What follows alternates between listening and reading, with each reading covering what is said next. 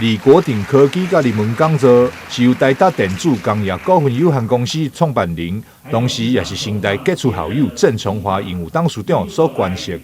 讲座奖项目的是要表扬伫科技、人文进步、创新、研究发明等领域表现优异的学者。作为一个成功的企业家，郑学长无私崇高的胸怀与付出，让我们有机会看到成功大学先期校友的成就、视野和荣耀。今天获奖的老师们也希望能够如同郑学长与李国鼎先生一般，持续将科技与人文精神应用于我们所能够贡献的专业领域，并且一定要透过跨域整合、持续创新的精神来体现这个讲座的最深刻意义。向今天获奖的老师们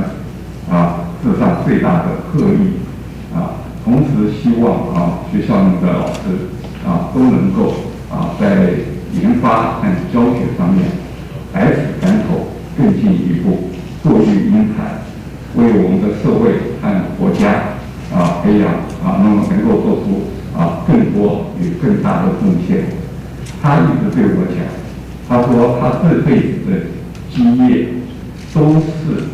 成大还有当初老师的栽培给他打下坚实的基础。